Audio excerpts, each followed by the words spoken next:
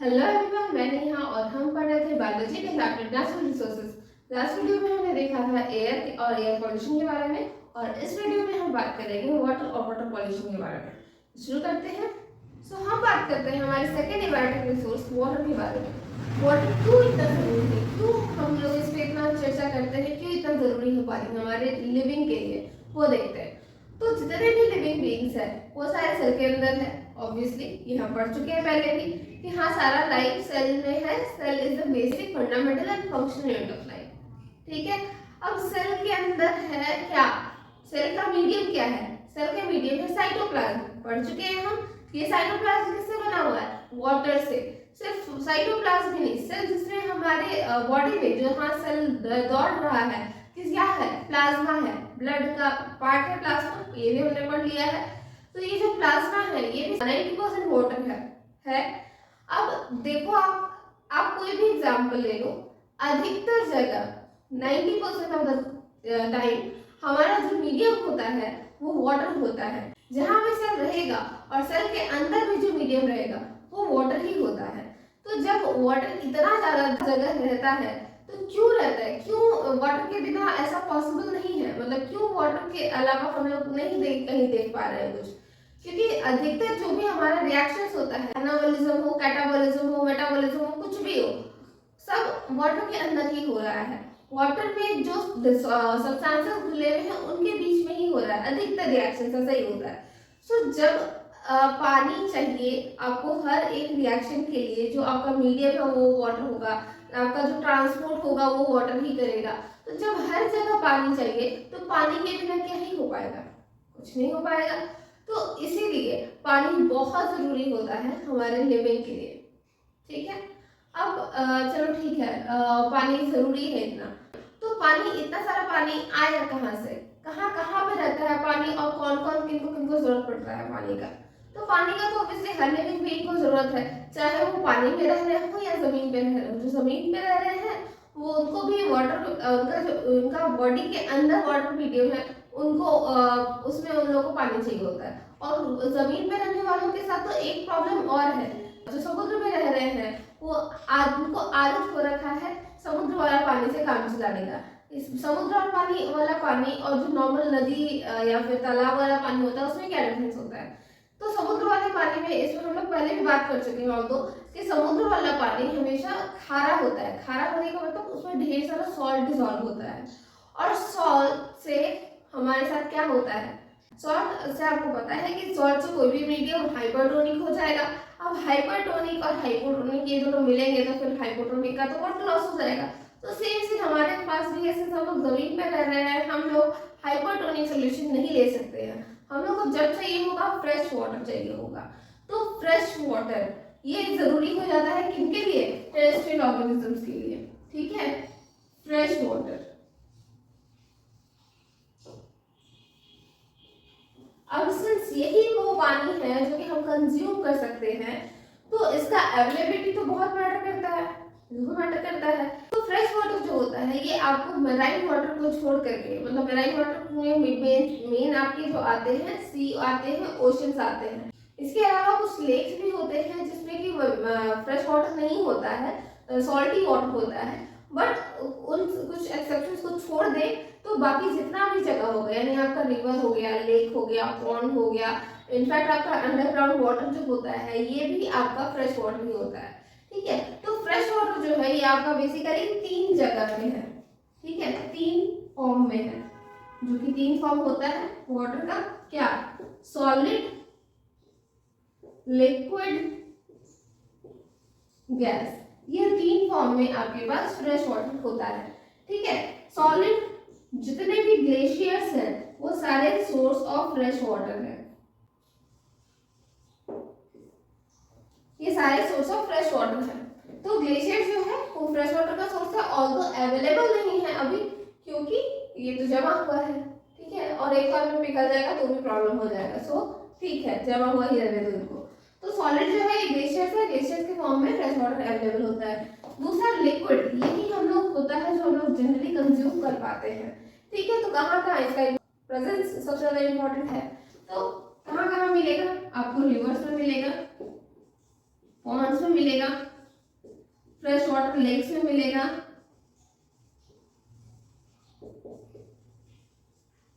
और सबसे इंपॉर्टेंट आपका अंडरग्राउंड वाटर के फॉर्म में मिलता है। ठीक है, क्योंकि ये सारे रिवर्स, पॉन्ड, लेक्स जो है ये जरूरी नहीं है कि हर जगह हो, लेकिन ग्राउंड वाटर जो है, अंडरग्राउंड वाटर जो है ये तो हर जगह है। ग्राउंड वाटर, ग्राउंड तो हर जगह है और हर जगह का अपना अपना वाटर लेवल है। हाँ, ये हो सकता है कि कहीं पर ज्यादा हो, कहीं पर कम हो। जो नदी और तालाब के पास होगा उस एरिया में ज्यादा मिलेगा, और जहाँ नदी तालाब नहीं है वहां पर कम मिलेगा।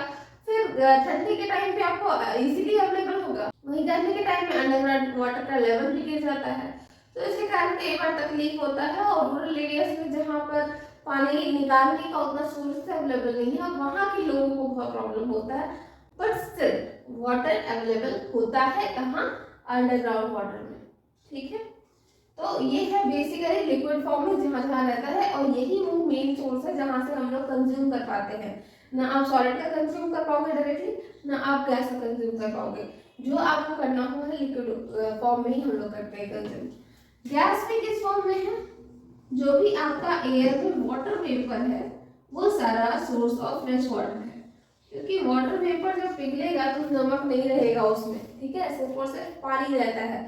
तो गैस में जो रहता है वाटर वेपर जो फॉर्म रहता है, इसमें भी आपका फ्रेश वाटर की स्टोर होता है। और ये भी अगर आप इसको यूज कर सकते हो किसी तरह से, अगर आप इसको लिक्विड के फॉर्म में ला सकते हो तो आप उसको कंज्यूम भी कर सकते हैं, नॉट अ प्रॉब्लम। ठीक है, हाँ, फिल्टर्ड होना चाहिए, नहीं तो परेशानी हो जाएगा आपको वाटर का डिजीजेस के फॉर्म में। ठीक है, डिजीज का चैप्टर दो हम लोग डिस्कस नहीं कर रहे, तो हम लोग बात भी नहीं करेंगे। डिजीज का चैप्टर हम लोग फिर कभी पढ़ेंगे। ठीक है, सो बेसिकली आपका फ्रेश वाटर जो है ये आपके तीन फॉर्म में अवेलेबल है, सॉलिड, लिक्विड, गैस। ठीक है, लिक्विड ही हम सिर्फ कंज्यूम कर सकते हैं, सॉलिड आपका गैसियस हो गया, गैस आपका वाटर वेपर हो गया, और फ्रेश वाटर लिक्विड में के फॉर्म में तो बहुत जगह से अवेलेबल है। ठीक है, लिक्विड फॉर्म हमने अभी बात किया कि लिक्विड फॉर्म में जो वाटर है यही हम कंज्यूम कर सकते हैं, और इसी के लिए liquid form of fresh water बहुत इंपॉर्टेंट है लाइफ के लिए है। अब तो क्या ऐसा हो सकता है कि जहाँ पर पानी ज़्यादा होगा वहाँ पर ज़्यादा वेजिटेशन होगा, ज़्यादा लाइफ होगा, और जहाँ पर पानी नहीं होगा वहाँ पर लाइफ कम होगा? ऐसा हो सकता है क्या? तो हाँ, बिल्कुल होता है। सिर्फ लाइफ ही नहीं, पॉपुलेशन ही नहीं, डाइवर्सिटी भी मैटर कर जाता है। क्योंकि कुछ ऑर्गेनिजम्स ऐसे होते हैं जो पानी, मतलब कुछ ऑर्गेनिजम्स के, अधिकतर ऑर्गेनिजम्स जो होते हैं जो वहीं पर बस जाते हैं जहाँ पर उनको पानी रेडिली अवेलेबल हो। ठीक है, because water is an important component of life. तो जब आपका इम्पोर्टेंट कंपोनेंट है लाइफ के लिए, तो हर किसी को पानी चाहिए ही चाहिए। और जब पानी चाहिए तो कम हो या ज़्यादा मिले, जहाँ भी मिले, तो जहाँ कम मिलेगा वहाँ पे कम ऑर्गेनिजम्स होगा, जहाँ पर ज़्यादा होगा वहाँ पर उतने ही पानी बहुत सारे ऑर्गेनिजम्स को अवेलेबल हो पाएगा। तो इसलिए वहाँ पर ज़्यादा ग्रोथ होगा, ज़्यादा वेजिटेशन होगा, जहाँ ज़्यादा वहाँ ज़्यादा डाइवर्सिटी होगा। यही रीजन है कि जो इक्वेटर रीजन्स है, जो सबसे ज़्यादा रेनफॉल रिसीव करते हैं, वहाँ पर ज़्यादा से ज़्यादा आपका वेजिटेशन होता है। एग्जाम्पल आपका अमेज़न रेन फॉरेस्ट है, रेन होता रहता है, ज़्यादा रेन रिसीव करता है, इक्वेटर के पास बसा हुआ है, डाइवर्सिटी भी वहाँ पे बहुत आता है। ठीक है, सो इसी तरह से पानी का अवेलेबिलिटी बहुत मैटर करता है कि कहाँ कितना वेजिटेशन हो रहा है।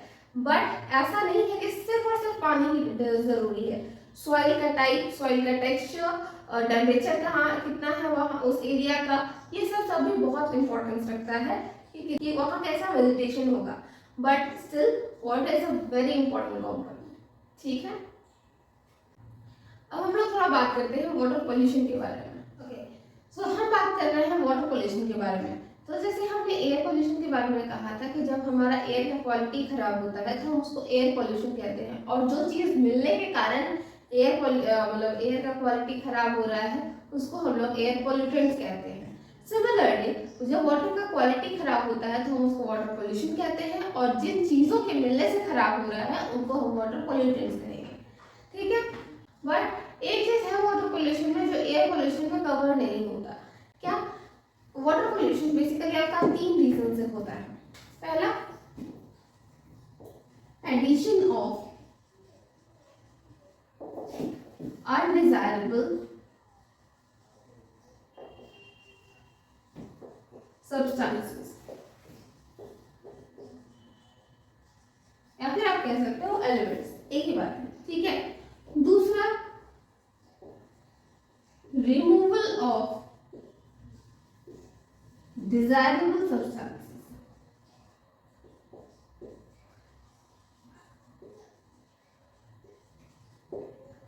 और तीसरा है चेंज इन टेम्परेचर। हम लोग तीनों के बारे में एक एक करके बात करेंगे, बट आप को एक चीज जो याद होगा एयर पोल्यूशन से, कि एयर पोल्यूशन में हम लोग सिर्फ एडिशन का बात करते थे, कि addition of undesirable substances add हो गया, कुछ भी ऐसा ऐड हो गया तो वो एयर पोल्यूशन कहला दिया गया, क्योंकि कुछ ऐसा हो गया, कुछ ऐसा चेंज आ गया, कुछ ऐसा एडिशन आ गया जो कि नहीं आना चाहिए था। तो एयर में सिर्फ एडिशन हो रहा है, रिमूवल बहुत कम चीज़ों का हो रहा है, बहुत सेलेक्टिव चीज़ों का हो रहा है, इसीलिए हम लोग एयर में मतलब रिमूवल या फिर कुछ और चीज का हम लोग बात नहीं करते हैं।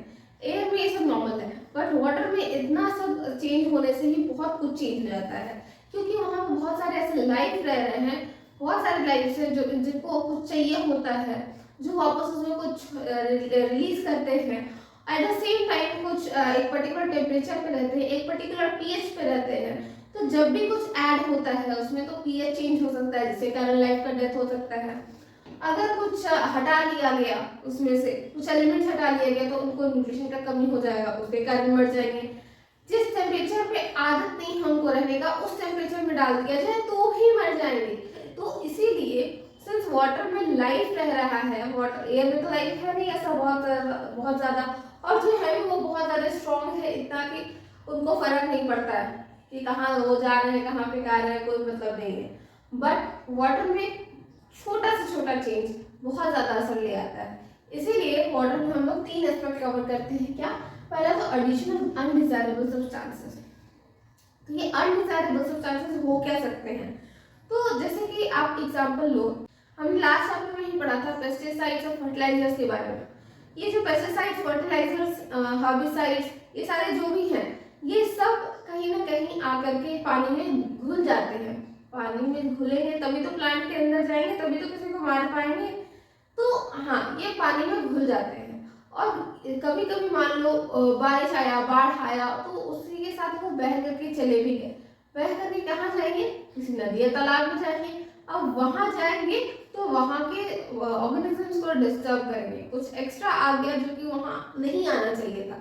तो फर्टिलाइजर्स हो गए, पेस्टिसाइड्स हो गए, ये सब ऐसे कुछ होते हैं जो कि वाटर के क्वालिटी को खराब कर रहे हैं, क्योंकि उसमें कुछ ऐसा आ जा रहा है, पानी में कुछ ऐसा घुल जा रहा है जो कि जिसकी किसी काम का नहीं है, कहीं ना कहीं वो डिस्टर्ब करते हैं लाइफ को। तो पेस्टिसाइड्स, फर्टिलाइजर्स इसमें इसके एग्जाम्पल में आ गए। पर सिर्फ पेस्टिसाइड्स, फर्टिलाइजर्स ही नहीं है, बहुत सारे ऐसे इंडस्ट्री है जो कि वाटर में वॉश करते हैं। लाइक आपका जितना भी डाई इंडस्ट्री है, डाई कलर करने वाला जितना भी आपका कपड़ा है जो डाई हो रहा है, कलर हो रहा है, तो वहां पर भी वॉशिंग के लिए पानी यूज किया जाता है। अब जो पानी यूज करेंगे तो वो डाई जो है वो भी कई बार पानी में सोल्यूबल होता है, अधिकतर टाइम में पानी में सोल्यूबल होता है। मतलब जब भी उस वहाँ पर वॉशिंग के लिए यूज हो रहा है तो वो जो डाई है वो पानी में घुल करके, बह करके कहीं ना कहीं जाकर गिर रहा है। कहाँ गिर रहा है? अधिकतर ऐसे ही तालाब, नदी, यहाँ जाकर गिर रहा है और वहाँ की लाइफ को अफेक्ट कर रहा है। ठीक है, तो अनडिजायरेबल सब्सटेंसेस के एडिशन में आपका वही आ जाएगा। बहुत सारा ऐसा इंडस्ट्री है जो कि कुछ ना कुछ ऐड कर रहा है। पेपर इंडस्ट्री हो गया, आपका डाई इंडस्ट्री हो गया, या फिर आपका कुछ नहीं तो फार्मिंग टेक्निक्स हो गया, जो ये है फर्टिलाइजर, पेस्टिसाइड्स, के सारे ही आपके अनडिजायरेबल सब्सटेंसेस हैं जो कि ऐड हो रहे हैं पानी में। एडिशन वाला आपको समझ में आ गया। अब हम लोग बात करते हैं रिमूवल ऑफ डिजायरेबल सब्सटेंसेस। ठीक है, ऐसे क्या चीज है पानी में जो कि जरूरी है ऑर्गेनिजम्स के रहने के लिए? तो जैसे कि हमने कहा बात किया था, एक तो सैलिनिटी होता है, नेचुरल सैलिनिटी। ठीक है, मतलब जो भी नेचुरल एलिमेंट्स जो घुले हुए हैं, तो इसमें आपके आ जाते हैं न्यूट्रिएंट्स। बहुत सारे ऐसे न्यूट्रिएंट्स हैं जो पानी में घुले हुए होते हैं।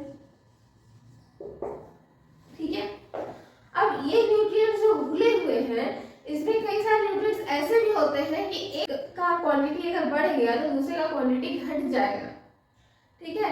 ऐसे केसेस में मान लो कहीं से कोई मतलब सीवेज से ही, जैसे सीवेज से कुछ आया बहते बहते, उसमें मान लो एक ऐसा न्यूट्रिएंट जरूरी था जो कि कैल्शियम को हटा देता था या मैग्नीशियम को हटा देता था, तो एक एलिमेंट का एक्सेस हो गया, दूसरा एलिमेंट खत्म हो गया, उसके चक्कर में न्यूट्रिएंट्स गड़बड़ा गया, न्यूट्रिएंट्स का बैलेंस गड़बड़ा गया पानी में, वहाँ पे जो लाइफ रह रहे थे, एक्वेटिक लाइफ रह रहे थे, उन लोगों को प्रॉब्लम होगी। सिर्फ यही नहीं, इसके अलावा एक चीज और होता है जो बहुत इंपॉर्टेंट होता है, वो होता है oxygen, dissolve oxygen. Dissolve gases भी आप कह सकते हो, डिसॉल्व गैसेस या डिसॉल्व ऑक्सीजन, ठीक है। ये जो डिसॉल्व ऑक्सीजन है, इसी के कारण जो भी ऑर्गेनिजम्स पानी में रहते हैं वो प्रॉपर्ली सांस ले पाते हैं, अपना वो ब्रीदिंग और मतलब इनहेलेशन एक्सहेलेशन, मतलब जो भी उनका एक्सचेंज ऑफ गैसेस है वो इसी डिसॉल्व ऑक्सीजन पर डिपेंड करता है। अब जब ऑक्सीजन का क्वांटिटी ही कम हो गया पानी में, तो फिर उन लोगों को सांस लेने में तकलीफ होगा, सांस लेने में तकलीफ होते होते मर जाएंगे वो। तो ये चीज भी होता है। कैसे होता है?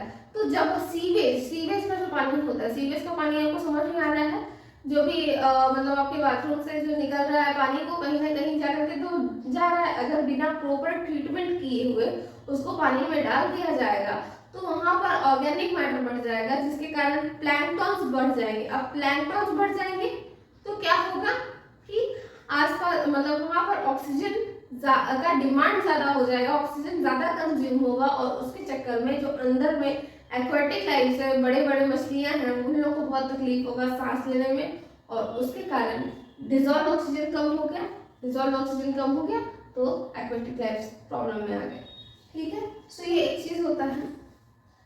तीसरा, चेंज इन टेम्परेचर। ये आपको दिखने में बहुत छोटा सा चीज लगेगा, बट है ये बहुत एक इम्पोर्टेंट इशू है। कैसे? इसका सबसे एग्जाम्पल है डैम। डैम में देखो क्या होता है कि जैसे ये सबस्ट्रेट, ये मान लो रिवर है, ठीक है, ये रिवर का वो बेड है, मतलब नीचे में जमीन जो होता है ये, हाँ ठीक है। तो यहाँ पर कुछ ऑर्गेनिजम्स रहेंगे, यहाँ पर कुछ ऑर्गेनिजम्स रहेंगे, यहाँ पर कुछ ऑर्गेनिजम्स रहेंगे, यहाँ पर ऑर्गेनिजम्स यूज रहेंगे। ऐसा क्यों होता है? क्योंकि जब सन रेज ऊपर से आता है तो सन रेज अलग अलग एरियाज में अलग अलग टेम्परेचर प्रोवाइड करता है, और उसके कारण जिस ऑर्गेनिज्म का जो टेम्परेचर में रहने का आदत है उस टेम्परेचर में वो रह सकते हैं, ठीक है। जब डैम कंस्ट्रक्ट होता है, ठीक है, तो जब डैम कंस्ट्रक्ट हुआ तो आपका यहाँ पर एक बड़ा सा गड्ढा बना दिया गया, ठीक है, और ये हो गया आपका पानी। अब ऑर्गेनिज्म को तो इतने ही दूर में रहने का आदत है क्योंकि नहीं तक में हीटिंग हो रहा है, बट क्या होता है कि सिंस डैम ज्यादा गहरा है, ज्यादा डीप है, मतलब यहाँ पे पानी कंपैरेटिवली ज्यादा होता है इन कंपैरिजन टू जो रिवर में फ्लो हो रहा है वहां पर, ठीक है। ठंडा क्यों? क्योंकि वाटर मतलब मान लो सन का टेम्परेचर यहीं तक पहुंचता है, तो बाकी इतना अमाउंट ऑफ वाटर है जो कि आपका ठंडा रह जा रहा है, तो कंपैरेटिवली ये पूरा ही पानी को रिवर के कंपैरिजन में ज्यादा ठंडा कर दे रहा है, ठीक है। सो डैम में जो पानी होता है वो कंपैरेटिवली ज्यादा ठंडा होता है इन कंपैरिजन टू रिवर, ठीक है। अब ये ज्यादा ठंडा है। अब जब बारिश होगा, ठीक है, बारिश होगा तो बारिश में कभी डैम का लेवल अक्सर बढ़ जाता है। अब बढ़ जाएगा तो क्या किया जाएगा? डैम का गेट खोल दिया जाएगा। अब यहाँ पर का ठंडा पानी बह करके उसी रिवर में चला गया जिस पर डैम क्रिएट हुआ था, ठीक है। तो नॉर्मल जब रिवर फ्लो कर रहा था तो वो एक लाइफ सपोर्ट कर रहा था, बिकॉज जितना वो सन का रेज रिसीव कर रहा था उस हिसाब से वो टेम्परेचर मेंटेन कर रहा था, तो कुछ लाइफ वो सपोर्ट कर रहा था। अब जैसे ही डैम का हम लोग गेट खोला तो यहाँ का ठंडा पानी उसमें चला गया, रिवर का पानी जो कि गर्म होना चाहिए था, एक नॉर्मल टेम्परेचर एक मेंटेन कर रहा था, मान लो 15 डिग्री टेम्परेचर अगर वो मेंटेन कर रहा था, तो इसके ठंडे होने, इस ठंडे पानी के चलने के कारण वो हो गया 12 डिग्री। अब जिनको 15 डिग्री में रहने का आदत है वो 12 डिग्री में कैसे रहेंगे? नहीं रह पाएंगे। तो उसके चलते इस टेम्परेचर में जब चेंज होता है, यहाँ पर टेम्परेचर में चेंज हो रहा है, और इस टेम्परेचर में चेंज होने के कारण जिन भी ऑर्गेनिजम्स को एक पर्टिकुलर टेम्परेचर चाहिए होता है उस वो टेम्परेचर नहीं मिलने के कारण उनका धीरे धीरे डेथ हो जाएगा, ठीक है। सो लाइफ, बहुत सारे ऑर्गेनिजम्स का लाइफ प्रॉब्लम में आ जाता है just because of change in temperature. ठीक है। सो वाटर पोल्यूशन का जनरली ये 3 एस्पेक्ट होता है। अगर कुछ अलग ऐड कर दिया जाए जो कि बाकी सबके लिए टॉक्सिक है तो लाइफ खतरे में आ जाएगा। कुछ ऐसा चीज हटा दिया जाए जिसके कारण कुछ एलिमेंट्स वहां से हट जाए तो भी उसमें चेंज तो भी उसमें पॉल्यूशन कहलाएगा। तीसरा, अगर टेम्परेचर में चेंज आ जाए तो भी पॉल्यूशन कहलाएगा। ठीक है।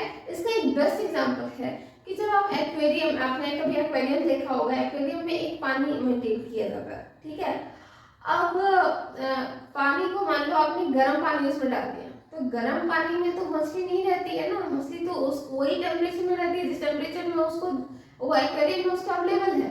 तो जिस टेम्परेचर में रहने का आदत है उस टेम्परेचर में होने के कारण, टेम्परेचर में चेंज होने के कारण जब आप गर्म पानी डाल रहे हो एक्वेरियम में तो मछली मर जाएगी।